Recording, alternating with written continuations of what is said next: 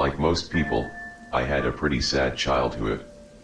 My dad went somewhere before I was born and my mom was addicted to drugs from the first day she brought me home. She reverted back to her party lifestyle and the first 5 years of my life were filled with binge drinking where I walked in opium-fueled smoke. The smoky air wafted down the hall and under my bedroom door and lingered for days after. My mom wasn't a bad person, she was just a victim of her addiction. When she had spare cash, she would buy food for the house and even sometimes buy me clothes if I behaved well. The only furniture I have in my room is a box spring and a mattress and 2 little blue and white toy boxes. I don't have a lot of toys to put in it. I have a total of 3 toys that I got for my birthday. One is a coloring kit set, and the other is a red wheelbarrow, and the last one, my pride and joy, is a doll named Betsy. Betsy is my best friend. We always have imaginary tea parties together, sleep together, take baths together and, on occasion, I could swear I even remember her talking to me. Remembering these things as an adult led me to believe that I was a deeply traumatized child who frequently snorted opium and other drugs. My memory is hazy, but I swear I remember her voice. And the things she wants me to do. Stole food for her. Brought her a fork and knife. Hitting a bad guy who was sleeping on our sofa. Always a bad thing that gets me into trouble. I blamed Betsy but my mom would never believe me. Adults would never believe it. Around my 6th birthday I asked my mom for a birthday party. I have dreams about inviting bad girls from school, serving them cakes, making them like me. I still remember standing in the kitchen with high hopes with the glass bottle of shaken soda in my hand as I held my breath and waited for her response. She turned to me and laughed. A birthday party? Laura, that sounds stupid. I can't afford to feed 15 other kids that aren't even mine. I can barely feed you. You eat like an elephant, or should I say Betsy did. I can hardly find anything to eat around here. My face turned downwards as she shook her head, muttered something, and left. I heard music in the living room as a stranger entered the door. Some people leave, some people stay. We don't know any of them. My mom throws parties for her friends and strangers all the time.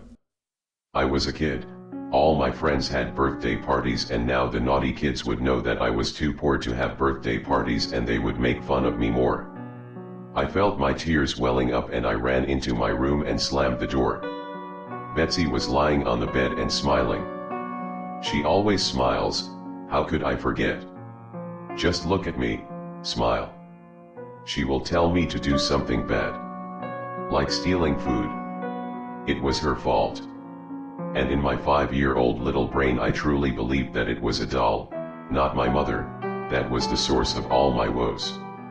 I stood up and threw the bottle as hard as I could onto the bed. The bottle hit Betsy and she fell to the floor. I dragged her into the bathroom and threw her into the bathtub, where there was always water because the drain was clogged. Of course, she didn't fight back while she was in the water, but it made me feel good. When I finished pouring out my anger and disdain for my favorite toy, I threw it into the toy box and closed it tightly. I don't want to see Betsy again. I kicked the box against the wall. I never had another doll after that. About a week later the police came and 2 nice women took me to live in a new house in a new country, with food and toys and no drugs. My toy box was put into storage and my card disappeared. I never saw my mother again. When I was growing up my adoptive parents admitted that my mother was in prison, with a prison term of 25 years. I don't feel anything for her, I still have nightmares because of the life she has given me. I also focused on doing well at school and ignored her calls from prison. She called me several times when I was a teenager but I always ignored the calls. And so it was, until their morning. I am 30 years old now, with my children and a husband who loves me very much. I have a beautiful home, 2 dogs, and a career as a social worker trying to make a change for my children from a dark childhood. So when I got a voicemail from my mom letting me know she had been released and wanted to talk to me, I felt strong enough to let her speak in peace. Since the kids came home from school, I went to our shed in the backyard to return to Mom's phone. The barn was the children's area and they went there to play in the summer. I sat down on my old toy box that now served as the tea party table and dialed the number she had given me. I received a call from my mother, who was apologizing for past actions and asking to meet my family. I didn't want to reconnect and criticized her for her drug addiction. When my mother mentioned the name Betsy, I was confused.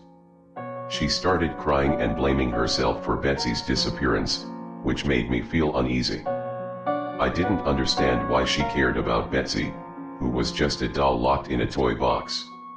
However, my mother revealed that she was arrested for Betsy's disappearance, not drugs. I put the receiver next to me and stood up. I could hear the distant sound of my mother's sobbing. I can feel the dark grip of pain in my own box.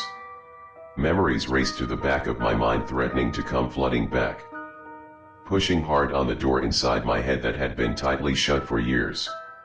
Could trauma and drugs really lead me to believe that a child is actually a doll? Asking for food, asking for cutlery, asking me to protect her from bad people. No. I slowly turned around and stared at the box. Of course, it is very small. You can't put someone in it. You can't do it. But what about a very small, hungry, and emaciated child? How about her?